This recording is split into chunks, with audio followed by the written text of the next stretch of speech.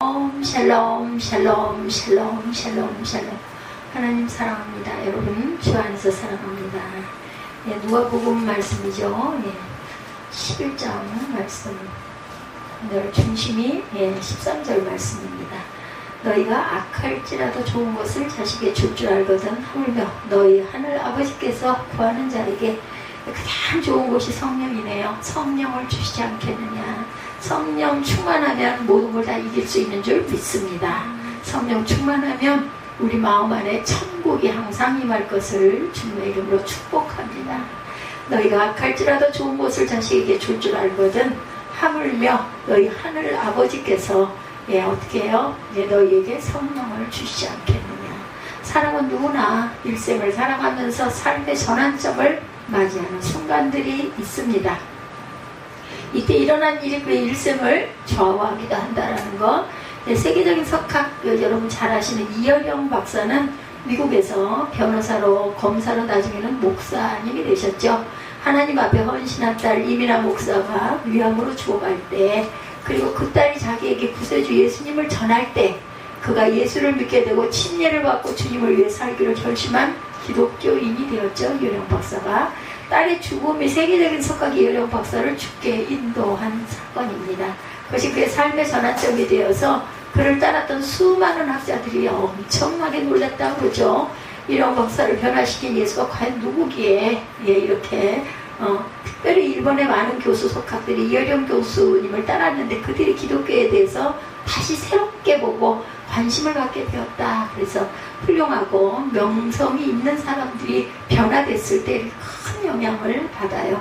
이렇게 그 삶의 전환점에 놀라운 일이 일생을 변화시킨다라는 것. 예수님 이후 기독교 역사상 가장 귀하게 쓰임받은 분도 바로 누구예요? 사도 바울이 크게 쓰임을 받죠. 그래서 신약성경 27권 가운데 13권을 썼습니다. 히브리서도 사도 바울의 영향 아래 쓰인 책이기 때문에 바울이 쓴 책과 그의 영향 아래 쓰인 히브리서를 합하면 27권 중 14권이 돼요. 반이 넘어가죠. 그뿐만 아니라 그런 복음의 증거를 했던 복음 증거자이기도 합니다. 온 아시아 지역, 지금 말하면 터키 지역에 가는 곳마다 교회를 세웠고 온 유럽 지역에 가는 곳마다 교회를 세워서 유럽을 복음화한 하나님의 귀하게 쓰임받는 그릇, 도구. 근데 그가 처음에는 어땠어요? 예수 믿는 사람들 막 잡아다, 그죠? 끌어가는 그런 역할을 했었어요. 왜냐하면 하나님은 믿었는데 예수님은 안 믿었기 때문에 열심히 그냥 아주 그냥 생명 다해서 아주 엄청난 일을 한다고 그렇게 했는데 그게 다메섹 선장에서 깨지죠. 너는 내가 핍박하는, 네가 나를 핍박해서 핍박하는 내가 예수다 하고 나타나는 그 빛 가운데 눈이 멀게 됩니다. 그 눈이 새롭게 열려 계명이 된 게 어떤 눈이 뜨여요? 성령의 눈으로 바뀌었다라는 거죠. 그렇게 돼서 그의 이름이 히브리 이름으로는 사울이고 당시 로마사에 쓰는 헬라 이름은 바울이었어요. 그래서 사울이다 바울이다 이런 얘기가 많은데 똑같은 사람이다. 사도행전을 보면 전반기에는 사울이라고 하는 이름을 썼고 후반기에는 이방인들에게 복음을 전하는 바울이라는 이름을 쓰죠. 그러나 한때 예수 믿는 사람들이 이단이라고 생각해서 교회를 무너뜨리고 예수 믿는 사람들을 붙잡는데 앞장을 섰던 사람, 제가 말씀드린 대로 최초의 승계자 스데반이 돌에 맞아 죽을 때 그 앞에서 옷을 지키고 있기도 했죠. 그는 증인으로 현장에 있던 사람, 그리고 당연히 돌 맞아 죽어야 돼 하고 바라봤던 그러한 자. 그런 그가 대제사장으로부터 공문을 받아서 다메섹에 있는 예수 믿는 사람을 붙잡다 가다가 그만 빛 가운데서 오신 예수님을 만나는 사건이 일어나죠. 이것이 그의 삶의 터닝 포인트가 됩니다. 사도행전 9장 3절이죠. 사울이 길을 가다가 다메섹에 가까이 이르더니 호련히 하늘로부터 빛이 그를 둘러 비추는지라 그만 쓰러지고 말죠. 그는 거기서 주님의 음성을 듣습니다. 그리고 일생 사는 동안 주님의 음성을 들어야 한다. 그래서 내가 만난 하나님이 반드시 있어야 믿음의 든든히 서서 평생을 나를 이끌고 가는 주님을 의지하고 갈 수 있다. 사도행전 9장 4절에도 땅에 엎드러져 부름의 소리가 있어 이르시되 사울아 사울아 네가 어찌하여 나를 박해하느냐 하시거늘. 그때 사울이 예수를 만난 거죠. 그날 이후 그의 일생이 그만 바뀌어버립니다. 그는 예수 믿는 사람을 핍박하던 핍박자에서 예수를 따르는 예수님의 제자가 되고 예수님의 충성된 일꾼이 되죠.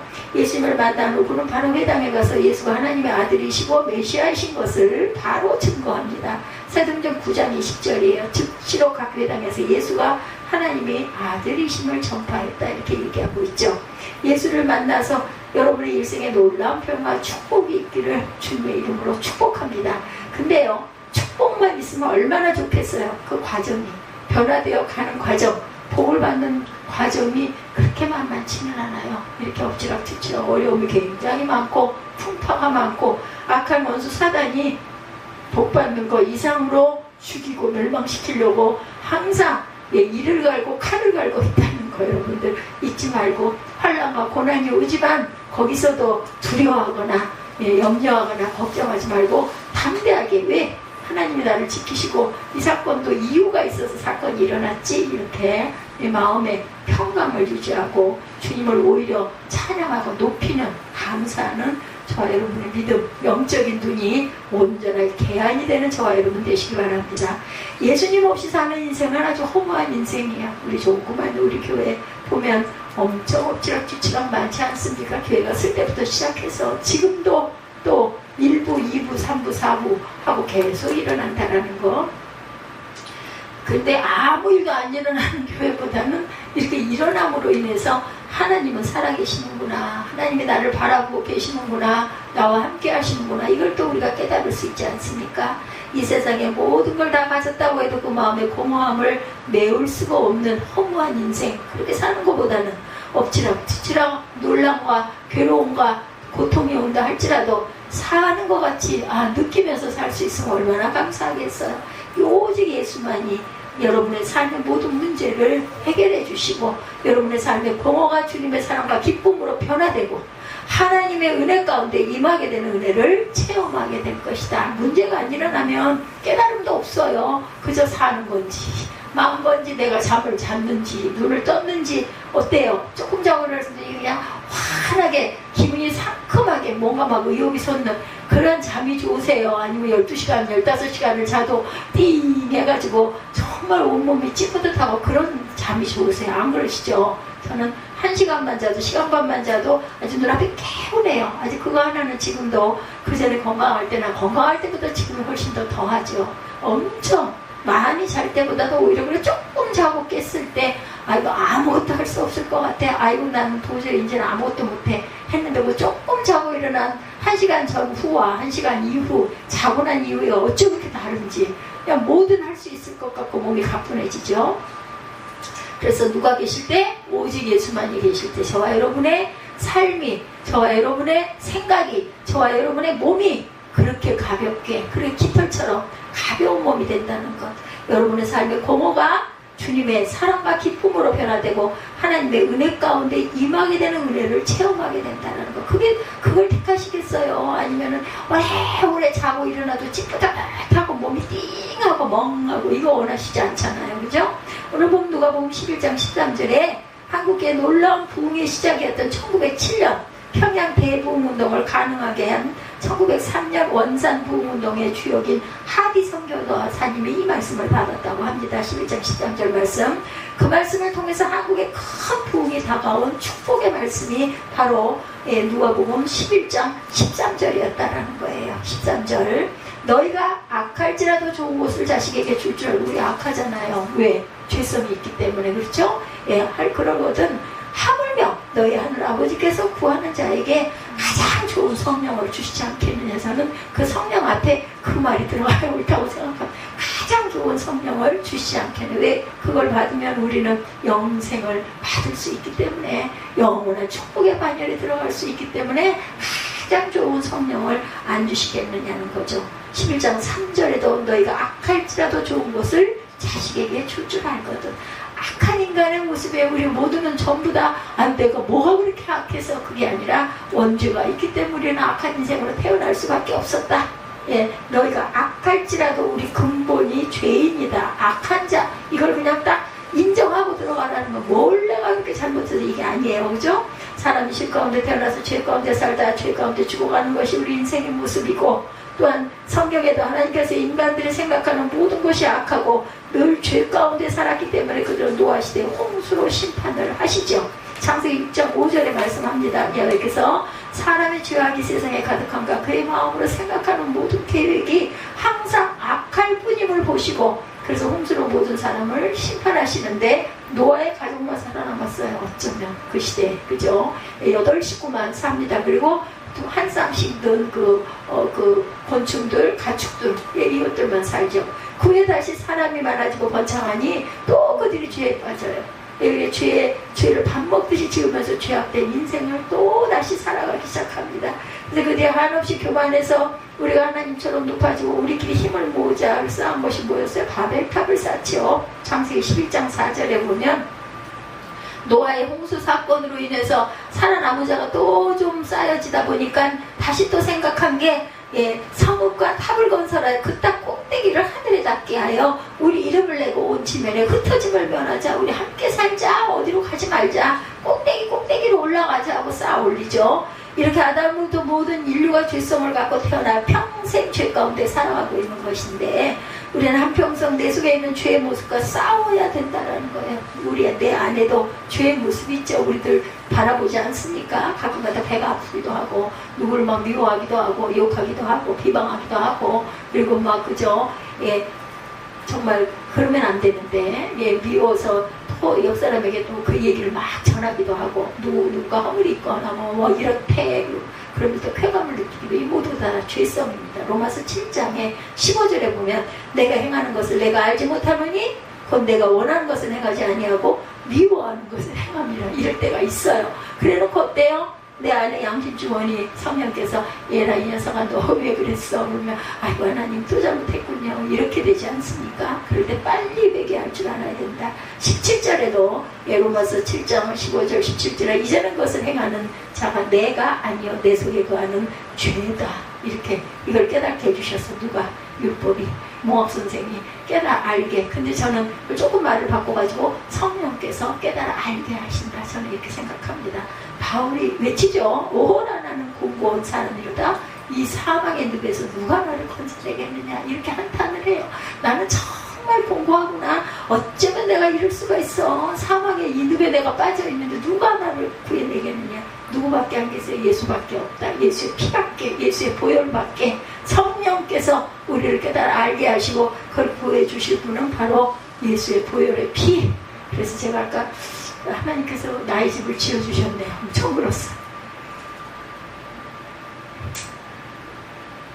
여러분 어떠세요? 10년 전하고 오늘하고 집이 생겼어요. 집이. 여러분이 거할 집이. 근데 그걸 가지고도 불평하고 비깜깜해합니다. 그냥 오죽이나 하면 저희 찬양 모르는 찬양이에요. 그냥 만난 찬양인데 그 찬양이 딱 열리는 순간 답을 받았어요. 우리가 거할 집. 이 집은 그렇게 팔릴 집이 아니야. 여러 번 말씀하셨거든요. 몰랐으면 이렇게 될줄. 근데 이 과정이 만만치가 않죠. 그죠? 죽이고 멸망시키려고 하는 사단의 무리들이 다리를 들고 있어요. 근데 여러분들 하나님께서 하시고자 하면은 안 될 것이 없다라는 거 믿고 더 힘내고 더 씩씩하게 더 경쾌하게 더 명랑하게 밝고 건강하게 앞으로 전진하시고, 방법은 성령께서 지혜를 주시옵소서 하고 기도하셔서 온전한 방법으로 아름답게 열매를 맺는 그러한 응답의 그러한 삶이 되시기를 주님의 이름으로 축복합니다. 제가 이분들하고 지금하고 엄청 많이 달라졌어요. 그냥 힘이 솟아요. 그러니까 그렇게 말씀하시잖아. 가장 좋은 성령을 주시지 않겠느냐. 돈을 뭐 몇십억을 주는 것보다 우리는 아마도 아이고 뭐 10억 그만두고 1억만 주셔도 고맙지. 성령하고 바꿀 거야. 절대로 그렇지 않아요. 그거 금방 없어져요. 성령이 내 안에 거하시면 우리 삶이, 우리 인생이 얼마를 살지 우리는 알 수 없지만, 저는 5년일지 3년일지 1년일지 여러분들은 앞으로 30년일지 80년일지 50년일지 몰라.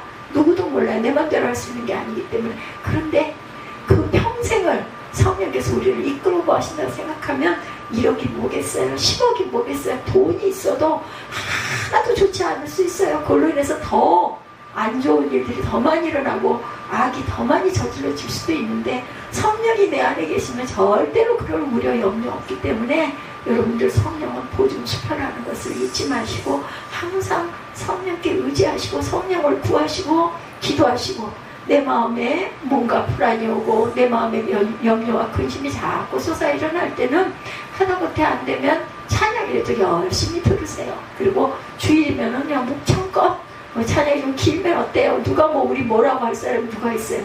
참 좋은 거 뭔지 아세요? 중대교회 이런 교회들은요 딱딱 정해져 있기 때문에 목사님도 어떻게 마음대로 안 돼. 시간이 3분만 5분만 늘어지면 막 그걸로 인해서 막 사인이 오고 가고 한다고 하더라고요. 저는 뭐 들어서 들은 이야기이지만 또 교회마다 조금씩은 다르겠지만, 목사님이라고 해서 목사라고 해서 목사 마음대로 할 수 있는 게 없어요. 근데 저는 제 마음대로 제 마음에 오는 대로 감동대로 하지 않습니까?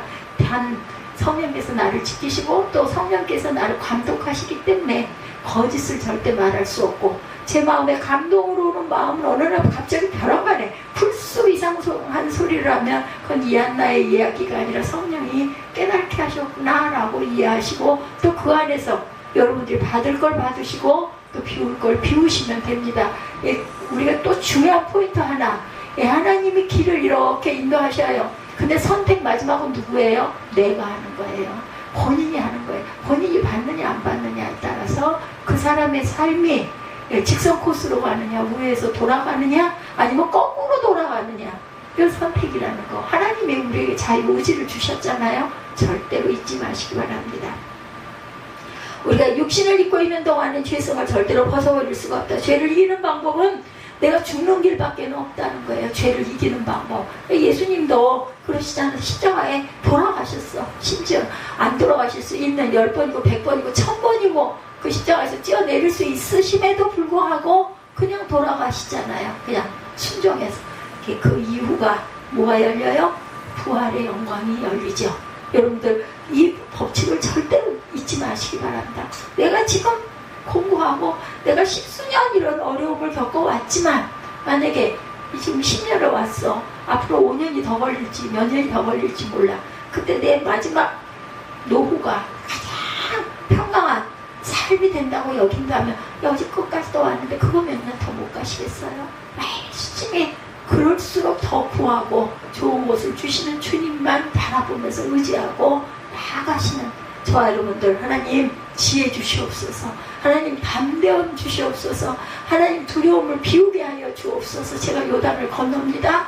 요단강에 저는 아무런 힘도 없지만 발을 담급니다. 하나님 지키시옵소서. 이렇게 기도하시는 저와 여러분들, 막무가내는 기도를 하시는 저와 여러분 되시기 바랍니다. 절대로 흔들리지 마십시오.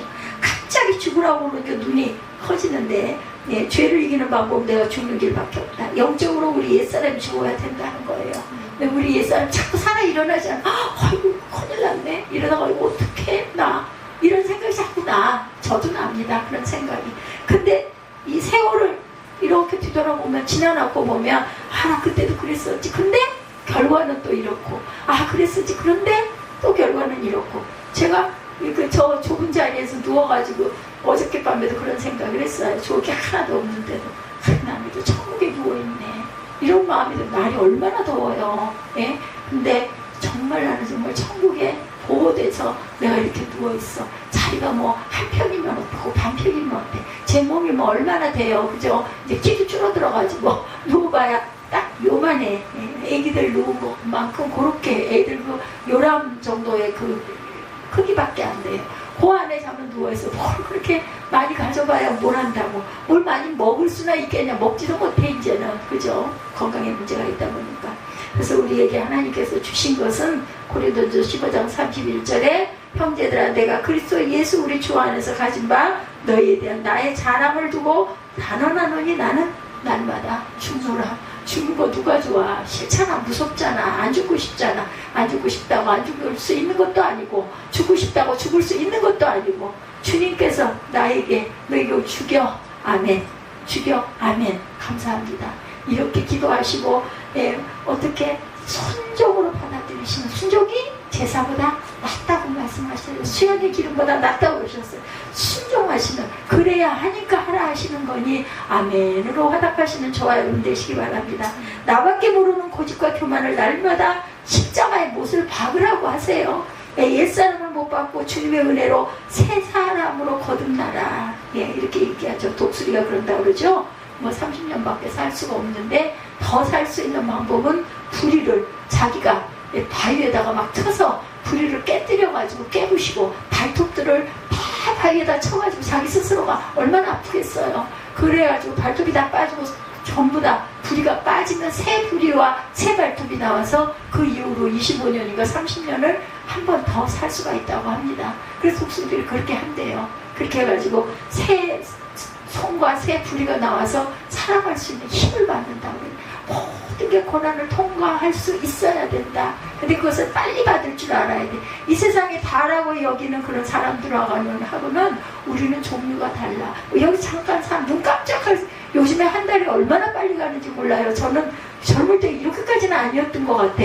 정말 일주일이 주일 오늘 지나고 나면 월요일인가 하고 나면 금방 목금돼 있어요. 보면 정말. 그러니까 뭐 무슨 다른 생각하고 뭐하고 할 틈도 없어. 제가 또 그 수행을 안 하면 안 되기 때문에 꼭 다니다 보면 정말 하루가 어떻게 가는지 몰라. 집중호보다 집중을 하죠. 새벽 예배가 딱 끝나고 나면 그 다음 정리 정오까지, 그러고 나면 나는 가야 돼. 갔다 오면 4시 5시 돌아오면 그래요. 정리하다 보면 5, 6시 되고, 또 아들 뭐 좀 주고 챙기고 뭐 널고 개고 정리하고 뭐 택배 오면 또 그거 정리하고 반품해야 되네. 싹싹 또 내놓고 이거 몇 가지 하고 나면 그냥 파김치가 되죠. 너무 힘들어. 나 지금 다 싫어. 그러고 나서 또 깜빡 조금 자고 나면은, 눈 뜨고 나면은 그다음부터는 또 힘이 불끈 솟아올라서 아주 쳐다도 보기 싫던 그 일들, 저것도 안 했으면 얼른 해야지. 빨래가 세탁기 속에 들어있네. 저거 널어야 돼 하면서 못 일어난 거야. 그럼 또 나가가지고 널고. 이런 일상이 몇 번 지나가다 보면 일주일이면 휙. 그리고 어느새 5월달이 6월이 되더니 7월인데 또 우리 지방에서 뭐 올라왔어요. 10월달에 그죠? 아주 뭐라 그러더라? 뭐 휴식하는 시간을 준다고. 월요일, 화요일 1박 2일로 너무나 좋아요. 보니까는 거기 어디야? 아주 깊은 산속 거기에 있는 어떤 호텔로 그렇게 해서 갔더니 가고 싶으신 분 이거 신청하세요 하고 올라왔더라고요. 뭐 내가 어떻게 가겠어? 그래서 아들한테 사무엘아 이거 이렇게 올라왔는데 너 호텔 침대 좋아하지? 갈 거야? 갈 거면 나 가고 네가 안 간다면 나는 안 가고 못 가. 그랬더니 전에처럼 다낭처럼 고생스럽지만 않으면 고생할 것도 없어. 가가지고 맛있는 거 먹고 그렇게 가면 오후 되고 저녁 될 거고 잠자고 그 뒷날 밥 잘 먹고 그렇게 하고 돌아오는 걸 거니 그냥 가서 너 1박이 돈이 안 드는 거니까 지방에서 다 해주니까 사모하고 목사하고 뭐 이런 식으로. 아니면 여자가 목사님이면 이제 바깥분이나 전도사님하고 그럼 네가 우리 전도사님은 바쁘니까 못 가니 네가 대신 나랑 같이 가면 돼. 그랬더니 그래. 그래서 특별한 일이 있으면 바꿀 수는 있나. 그래서 미리만 얘기하면 이제 7월달인데 10월달 첫 주 월화라고 하더라. 그렇게 얘기했더니 그럴 일은 없는데 혹시나 또 알 수가 없어서. 그래서 제가 또 그걸 또 아들이 또 승낙을 해줘가지고 갔다 올 수 있을 것 같아요. 지리산 뭐 거기 어디 이제 거기 무슨 호텔이더라고. 목사님들 가는 호텔은 아직 1호텔로 가니까 2인 1실이고 그러니까 갔다 오면 되지 않겠어? 이런 은혜도 또 있네요. 호텔 자면 어떻게 자? 못 자죠. 우리는 그래봐야 그나마 저한테 은혜로 하나님께서 주셔가지고 그 산속에 있는 그 휴양림 이런 데는 2만 원이면 저는 들어가요. 5만 원짜리가 할인이 돼가지고. 근데 그 문제는 침대가 없다는 거. 방바닥에서는 잠자기가 엄청 불편한데 매트리스가 없으니까. 또 이런 복이 있어서 생각지도 않았던 복이 있어서 다녀오게 되고. 그러면 우리는 우리 차 가지고 가고 그 버스 타지 말고 그 목적지에 도착해서 합류하겠다고 내가 얘기를 할게. 그래서 또 그거 좋아하거든요. 그래서 맞춰줘야 되니까 내가 꼭 좋아서 그런 거보다 이거 보너스 같이 이런 휴식도 또한 또 하나님께서 또 가면 또 얼마나 맛있는 걸 많이 주시겠어요. 체중은 그만두고 열심히 맛있는 거 좀 먹고 이렇게 돌아와야 되겠죠. 옛사람에게 붙잡혀 살지 말고 옛사람을 십자가에 못 박고 날마다 주님의 은혜의 보좌 앞에 나가는 저와 여러분들이 되시기를 주님의 이름으로 축복합니다. 생각지도 않았고 원하는 것도 어떻게 감히 뭘 원할 수나 있겠어요? 근데 아무렇지도 않은 세빈 예배에서 이렇게 딱 답을 주시니까 너무 마음이 그냥 막 붕붕 떠서 하늘로 날아갈 것 같아. 뭐 표적은 아무것도 없어. 변한 거 아무것도 없어. 근데 그냥 마음에 힘이 나고 막 소망이 생기고 기쁨이 생기고 그러면서 앞이 쫙 열려서 보여지는 거예요. 깨닫게. 근데 이게 처음이 아니니까 아 그때도 그러시더니 그럼 그때가 그때인가? 그게 다르네? 그런데 그게 끝이 아닌 거죠. 그러니까 쫙 뒤치라가면서 배가 바람에 이렇게 다시 이렇게 흔들 흔들리면서도 어디로? 소원의 항구로 우리는 가고 있다라는 것 잊지 마시기 바랍니다. 하나님께 구하기 위해 나아가는 자들이 되라. 우리는 하나님께 날마다 우리의 소원을 구하기 위해서 주님 앞에 어떻게 담대히 나아가라고 말씀하시잖아요. 3절에서 하물며 너희 하늘 아버지께서 구하는 자에게 좋은 것을 주시지 않겠느냐. 우리는 하나님께 구하는 자가 되어야 되고 우리 근데 참 지난주께 이거 생각하고 말씀을 잡은 게 아닌데요. 지난주께는 뭐라고 그랬어요? 요한복음 16장 24절이죠. 내 이름으로 아무것도 구하지 아니하였으니 구하라 그리하면 받으리니 너희 기쁨이 충만하리라 했거든요. 근데 이번 주 말씀은 13절 너희가 악할지라도 좋은 것을 자식에게 줄 줄 알거든 하물며 너희 하늘 아버지께서 구하는 자에게 성령을 주시지 않고 딱 답을 주셨어요. 우리가 성령이 충만하면 견디지 못하고 이기지 못할 것이 아무것도 없다. 하나님이 당연히 주시지 않겠느냐. 너희가 구할 때 내가 너희를 주겠다라고 대답을 하셨어요. 구하는 자에게. 아버지께서는 어떤 자에게 구하시기만 하면 돼요. 구하기만. 달라고만 하면 주신다고. 그런 얘기 저도 언젠가 들은 것 같아요. 아니 이 주님이 이렇게 손을 내밀고 있대. 이렇게 들고 주려고. 있는데 가서 이렇게 달라고 안 해. 그러니까 안 주고 그냥 이렇게 들고 계시다가 그냥 길을 못 쳐버린다는 거. 구하시기 바랍니다. 하나님께 구하는 저와 여러분이 되셔서 어린아이가 태어나면 밤낮 부모님에게 맨날 달라고 울잖아요. 처음에 태어나서부터 가르쳐주지도 않았는데 배가 고프면 울죠. 그러면 아이고 얘가 배고플 때가 됐구나 하고 젖을 먹이지 않습니까? 이런 것처럼 울지 않는 애 젖주니 이런 얘기 있어요. 우리 옛말에도 꼭 하나님께 나아가서 도우심을 구하시기 바랍니다. 주님 나를 도와주옵소서. 나를 불쌍히 여겨주시옵소서. 주께 간구할 때 하나님의 은혜가 임하게 된다라는 것. 성령이 임하고 난 다음 베드로가 나와서 설교할 때 많은 이스라엘 백성이 가슴을 치고 통회했다고 그러죠. 사도행전 3장 37절에 보면 그들의 이 말을 듣고 마음에 찔려 베드로와 다른 사도들에게 물어 이르되 형제들아 우리가 어찌할꼬 하거늘. 그때 베드로가 38절에 사도행전 2장 38절에 베드로가 이르되 너희가 회개하여 각각 예수 그리스도의 이름으로 침례를 받고 죄사함을 받으라. 그리하면 성령을 선물로 받으리니. 이렇게 말씀합니다. 여러분들은 다 성령 충만, 성령의 감동을 받으신 분들이에요. 그렇기 때문에 제가 정말 설교하기가 너무너무 편해요. 이게 뭐야, 이게 무슨 말이야, 이런 얘기할 필요가 없잖아요. 직접 체험했기 때문에. 우리 모두가 죄와 허물투성이의 인간이고 죄 없는 사람은 한 사람도 없고, 그죠? 주님 앞에 나아가기 위해서 먼저 우리의 죄를 철저하게 고백할 줄 알아야 되고 회개할 줄 알아야 된다. 다시 범죄하고 난 다음 눈물의 기도를 하죠. 다윗의 특징 중에 하나는 잘못했을 때 그냥 바로 선지자들이 와서 얘기하면 그냥 뭐가 어때서 그래, 뭐 핑계 아니면 이유 없어. 아유 제가 잘못했습니다. 무조건 핑계가 벌써 생기면 그건 아닌 거예요. 여러분들 그 생각하시면 됩니다. 얘기했을 때 제가 잘못했어요. 죄송합니다. 잘못했습니다. 그냥 그러면 끝. 그러면 오히려 깔끔하게 마무리가 되지 않습니까? 다윗이 범죄하고 눈물로 기도하고 통렬히 자복하며 회개의 기도를 하죠. 시편 51편 9절에서 11절입니다. 주의 얼굴을 내 주에서 돌이키시고 내 모든 죄악을 지워주소서. 하나님이여 내 속에 정한 마음을 창조하시고 내 안에 정직한 영을 새롭게 하소서. 여러분들 찬양 떠오르시죠? 예, 정직한 영을 새롭게 하소서. 나를 주 앞에서 쫓아내지 마시며 주의 성령을 내게서 거두지 마소서. 그래서 말씀을 열심히 읽을 틈이 없고 상황이 안 될 때는 찬양이라도 틀어놓고 아니면 찬양이라도 열심히 부르라고 제가 말씀드리는 거예요. 찬양의 가사들이 모두 다 감동을 한 성령에 충만한 그런 분들이 작사들을 성경에서 가져다가 하기 때문에 찬양만 열심히 해도 우리가 찬양 입술에 고백이 된다는 것을 잊지 마시기 바랍니다. 다시 죄를 짓고 난 다음 제일 두려웠던 것이 주의 성령이 나에게서 떠나는 게 너무너무 두려웠어요. 왜냐하면 성령이 계셔야 나를 깨닫게 하시고 나를 보호하시고 나에게 힘도 주시고 나에게 소망도 주신다는 것을 다윗은 알았기 때문이에요. 자신이 주님이 도우심 없이는 하루도 살아갈 수 없는 연약한 존재임을 인정을 합니다. 그래서 고백하죠. 주의 성령을 내게서 떠나지 않게 하여 주옵소서. 고백하시기 바랍니다. 하나님 앞에 나아가기 위해서 날마다 주님 앞에 우리의 모든 죄를 회개해야 되고, 회개는 철저히 돌아서는 거죠. 돌이키는 것이에요. 회개, 그죠? 돌이키는 것, 잘못된 길로 가던 발걸음을 돌이키시기 바랍니다. 그리고 또다시 똑같은 일을 반복하지 않도록 하나님께 구하시기 바랍니다. 하나님, 또 이렇게 되지 않도록, 또다시 똑같은 회개를 하지 않도록 붙들어 주시옵소서. 구하십시다.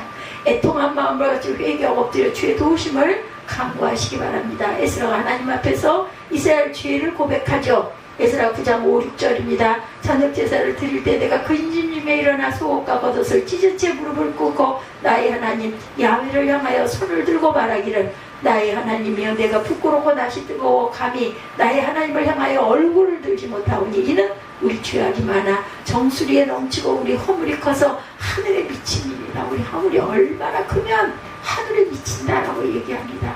이스라엘 백성의 죄가 너무나 많아서 그 죄가 정수리에 넘치고 에스라가 대신 기도하는 거죠. 우리의 허물이 하늘에 비친다고 그런 눈물로 기도합니다. 하나님 앞에서 죄의 회개와 고백이 우리의 마음속의 죄사함과 정결한 마음, 기쁨과 평안, 자유함을 넘치게 가져다 준다는 것. 회개했을 때 죄는 우리를 악의 노예로 만들고 우리의 삶을 오염시키고 파멸로 이끌어가죠. 죄는 무엇보다 하나님과 나와의 관계를 멀어지게 한다는 것. 아니 뭐야, 또 이런 일이 또 일어나, 도대체 언제까지 이럴 건데, 이렇게 불평하지 마시고, 이것도 과정입니다. 제가 오늘 받은 말씀 중에 하나는 이것도 지금 가고 있는 거예요. 그런 마음에 감동이 왔으니 나빠지더라도 가만히 있는 것보다는, 우리가 그 병중에 있을 때 통증이 너무나 심해.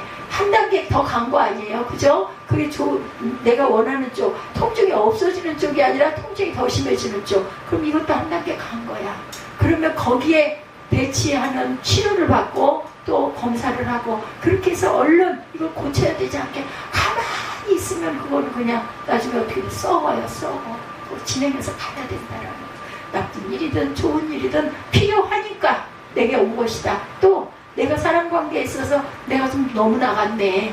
그럴 때는요, 깨달아졌을 때 또 얼른 사과도 할 줄 알아야 돼. 아, 내가 그 부분은 내가 좀 심했어. 내가 좀 지나쳐서 미안해. 내가 사죄할게. 용서해줘. 할 줄 알아야 돼요. 그 뭐 무슨 자존심 누르고 이런 거 필요 없습니다. 잘못됐을 때는 딱 나 이 부분은 그 사람이 대단한 사람이든 아니든 나한테 유익하고 이런 거 상관없이 그럴 줄 알아야 되는 사람들은 자꾸 머리를 굴리지 않아요. 그게 잘못된 거예요. 하나님 보시기에는 정말 하나님 용납 안 하십니다.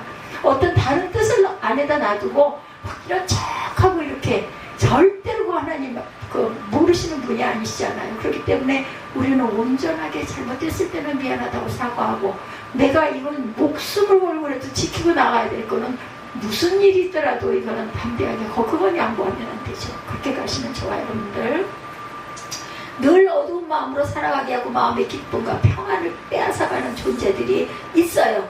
그랬을 때 우리가 회개하고 하나님과의 관계를 회복했을 때 이런 일들이 일어나지 않는다. 이사야 59장 1, 2절이죠. 야의 손이 짧아 구원하지 못함이 아니요 귀가 둔하여 듣지 못하심도 아니요 오직 너희 죄악이 너희와 너희 하나님 사이를 갈라놓았고 너희 죄가 그의 얼굴을 가려서 너희에게서 듣지 않게 함이라. 안 들려. 안 들려. 막혀서 안 들려요. 안 들리기 때문에 하나님을 깨달아 알지를 못한다라는 거예요. 그렇기 때문에 죄의 문제를 해결할 때 하나님께서 우리에게 놀라운 은혜를 열려 보이게 해주시는 개안의 역사가 누구에게처럼 사도 바울처럼 눈이 딱 멀었다가 다시 뜨고 나니 그 다음에는 환하게 광명이 비춰져서 보여지는 것처럼 이런 역사가 일어난다는 거.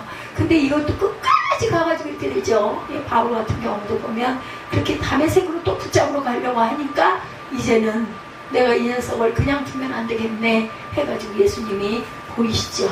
예수 그리스도의 십자가에 보이는 능력으로 죄사함을 받고 자유함을 받아서 하나님의 은혜 가운데 거하는 저와 여러분들이 되셔야 되겠다. 예수께서 십자가에서 뭐라고 돌아가셨어요? 다 이루었다 하고 돌아가세요. 아시고 받으시고 그죠? 내가 죽어야 다시 살리라 라는 걸 아신 거죠. 우리의 과거 이제 현재 이제 미래 이제가 다 사함을 받았어요. 다 이루었다는 그 말씀 속에 우리의 모든 죄가 그 속에 다 들어가서 이제 깨끗하게 뭐하는 자에게 고백하는 자에게마다 주님이 나를 구원하셨나이다. 예수의 십자가에 우리 죄를 다 못 박았습니다 하고 고백하는 자에게 하나님께서는 죄를 사해 주셨어요. 이렇게 진정한 참회로 주님 앞에 나와 엎드릴 때 죄사함을 받게 되고 죄책감에서 노여남을 받을 수 있다는 것. 요한 1서 1장 9절입니다.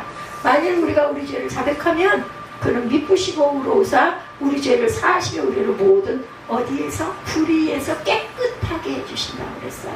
우리가 자백을 하면 나 잘못했습니다. 자백을 하면 미쁘시고 의로우사 우리 죄를 사하시고 우리를 모든 불의에서 깨끗하게 하실 것이요.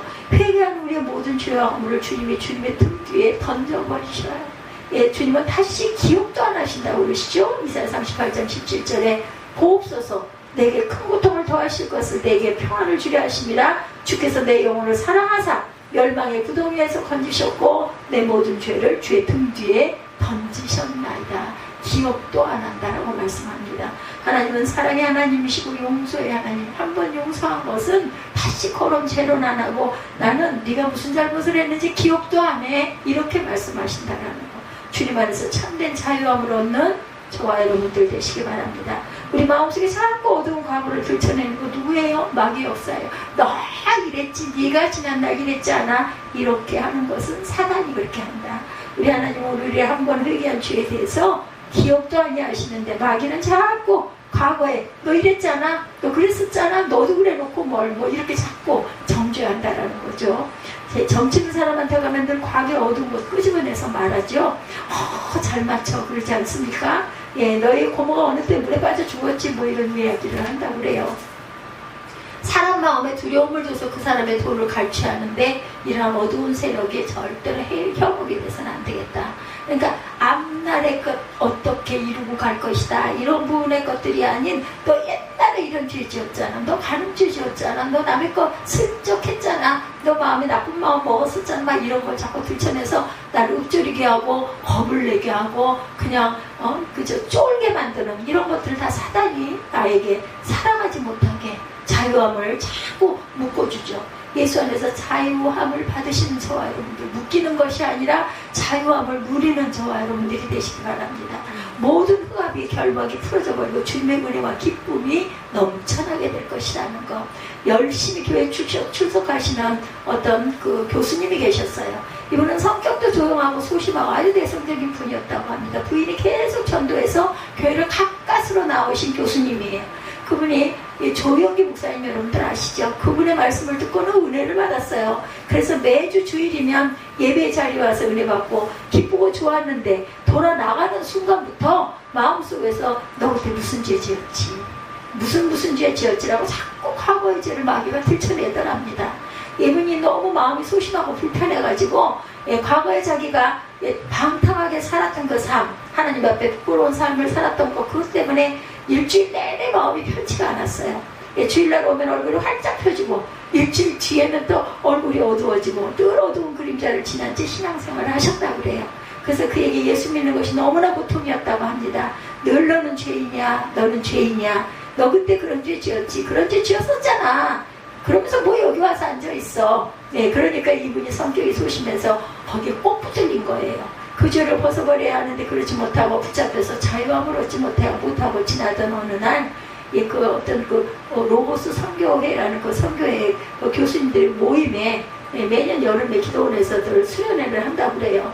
그때 말씀을 전할 때 목사님의 말씀을 듣고 우리 하나님 앞에 회개한 자는, 하나님 앞에 진정으로 회개한 자는 단번이 영원히 사함을 받습니다. 이 얘기가 그냥 귀에 그냥 꽝 하고 귀에 부딪혔다는 거죠, 이분한테. 그때 이분이 자기에게 주신 말씀을 받았어요.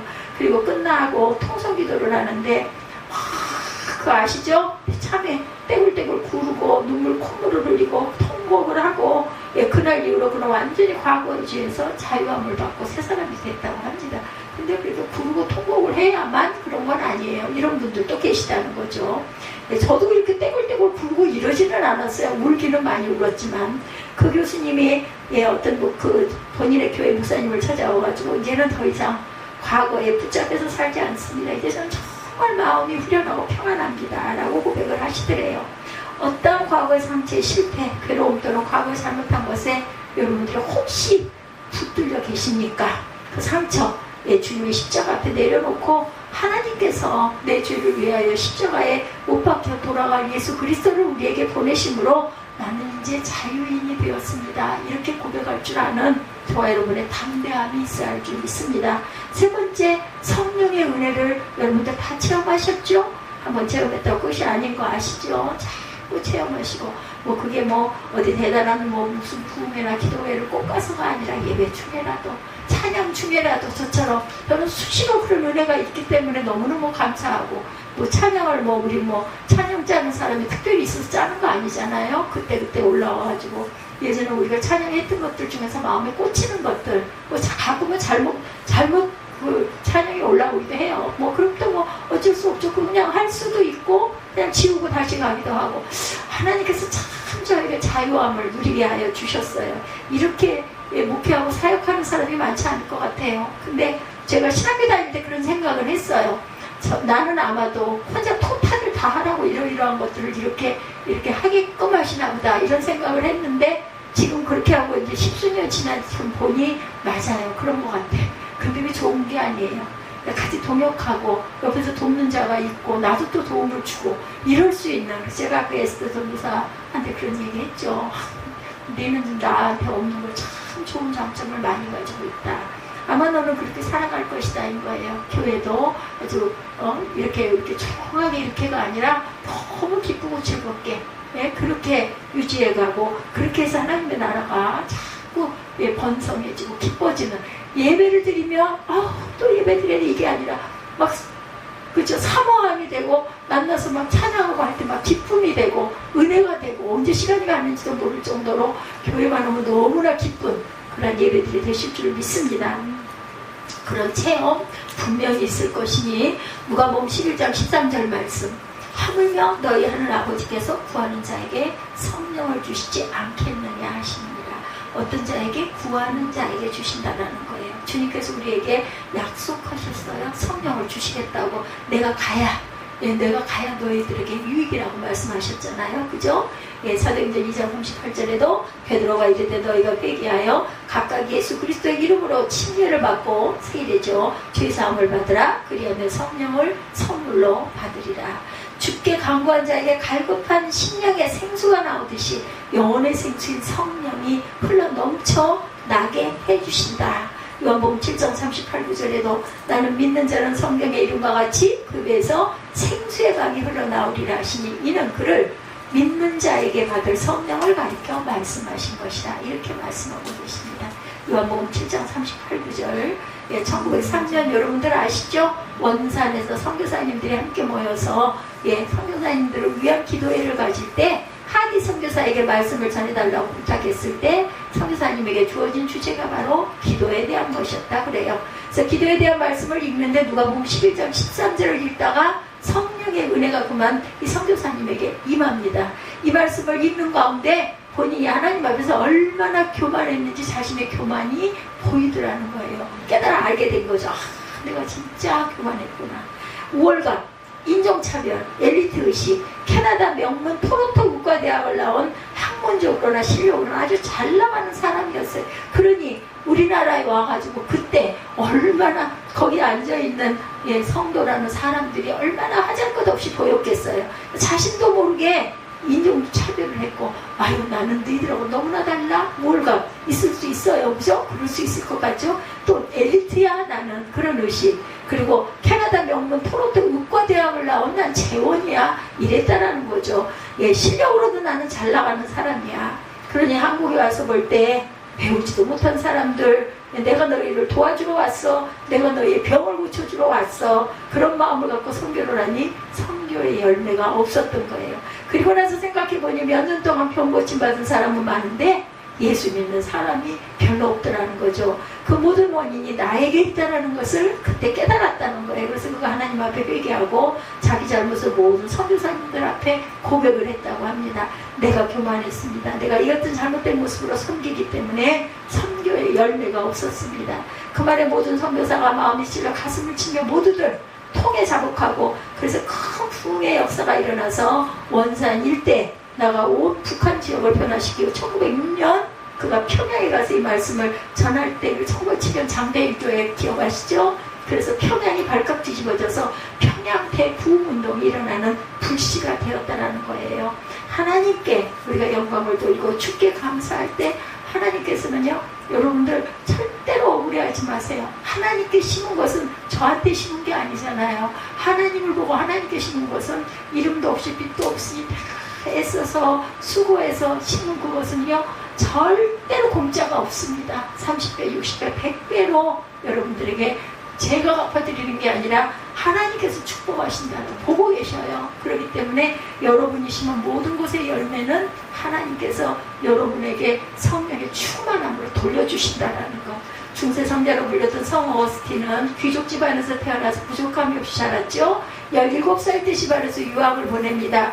카르타고로 유학을 갔는데 카르타고에 가서 혼자 있다 보니까 이단에 빠지죠. 여러분들 이 내용 조금 아시죠? 만이교, 그리고 지금으로 보면 이게 이단들이죠. 이단에 빠져서 기독교 신앙과는 전혀 다른 길을 걷죠. 그뿐만 아니라 아무도 간섭하는 사람이 없다 보니까 가서 편하게 그냥 방탕한 삶을 살다가 이방 여인과 만나 동거하고 아이까지 낳습니다. 그의 어머니 모니카가 기도하는 어머니였죠. 어머니는 날마다 아들이 집을 나가면 그날부터 눈물로 기도하고 또 기도합니다. 남편은 귀족이었는데 신앙이 없었고 늘 술을 좋아하고 자기 출세에만 관심을 가졌던 불신앙의 사람이었다고 그래요. 누가? 그 어거스틴의 어머니 남편과 아버지죠. 그런 과정에서 아들을 하나님의 일꾼으로 만들기 위해서 어머니가 날마다 눈물로 기도를 합니다. 근데 들려오는 소식은 아들이 지금 이단에 빠졌습니다예요. 아들이 지금 방탕한 삶을 살고 있습니다. 부정적인 소식만 들려옵니다. 그러나 어머니 모니카는 기도를 멈추지 않았어요. 기도의 어머니를 이런 상황인데도 불구하고 끝까지 기도하시는 그런 기도가 있어야 한다. 모니카도 기도하고 또 기도했더니 하나님께서 모니카의 기도를 들으셔서 13년 만에 어거스틴이 방탕하던 삶을 회개하고 주님께로 돌아오게 되죠. AD 384년에 그가 만 30살이 되었을 때 지금 밀라노로 돌아옵니다. 돌아와서 그 지역에서 가장 존경받는 주의 종이었던 암브로우스의 설교를 날마다 들으면서 그가 변화가 됩니다. 그러던 어느 날 밀라노의 한 정원에서 그는 그의 삶이 변화되는 극적인 체험을 하게 되죠. 그의 고백록에 기록되어 있습니다. 나는 여전히 죄의 노예라고 생각했기 때문에 비참한 가운데 계속 부러지셨다. 왜 나의 추한 죄들을 끝나게 하지 않으십니까? 이렇게 기도했다고 그래요. 나는 이렇게 자문했고 마음속에 가장 쓰라린 슬픔을 품고 줄곧 울고 있었다. 그때 갑자기 가까운 집에서 나는 어린아이의 노랫소리가 들렸다. 들고 읽어라. 여러분 기억나시죠? 라틴어로 톨레레게 그런 말이 들려오더랍니다. 그래서 그것을 주님이 주신 음성이라고 생각하고 성경을 딱 펼쳤는데 로마서 13장 13,14절에 눈이 들어왔다고 그래요. 나주와 같이 단정히 행하고 방탕하거나 술 취하지 말며 음란하거나 호색하지 말며 다투거나 시기하지 말고 오직 주 예수 그리스도로 옷 입고 정욕을 위하여 육신의 일을 도모하지 말라. 이걸 읽을 때 성령이 임합니다.